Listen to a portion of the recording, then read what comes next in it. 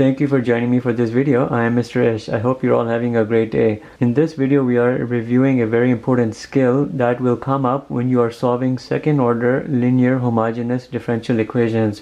Of a specific type of question, this skill will come into play, and it's important to remember this. The Euler's formula comes into play over here. The best way to revise this is by series of a few questions. If you are asked to convert this into a complex form, you can.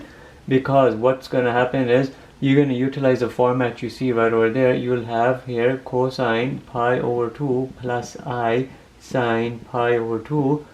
When you evaluate this, you have 0 plus I, therefore I is your answer. You're converting all of these questions I'm giving you into a plus minus bi form into a complex form. And that's the answer for that.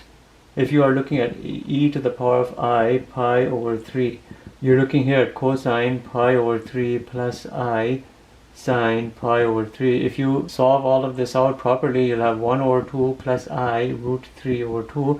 And that's your answer right there, converted into the complex form. If you're looking here at e to the 2 plus pi I, you're really looking at e squared times e to the pi I by means of laws of exponents. Which means you're looking at something of this form right over here. And then you're looking here at cosine pi plus I sine pi.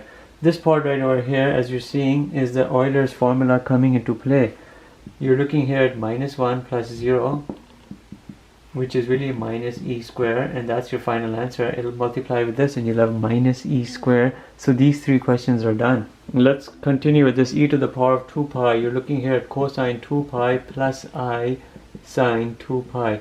Simplify all of this, you'll get 1. That's your answer. Let's end with this last one, e to the pi I over 6. You're looking here at cosine pi over 6 plus I sine pi over 6. Simplify this. This is root 3 over 2. This right here is plus I over 2. And that right there is your form a plus minus bi. Maybe we can add this one additional question, e to the minus pi over 4i. And you're looking here at cosine of minus pi over 4. It's an even function. Plus I sine of minus pi over 4. Sine is an odd function. Here you're going to get 1 over root 2. Even function. Here you get minus I over root 2. And your question is done. And with that, I thank you all for watching this very quick review video. Have a good day.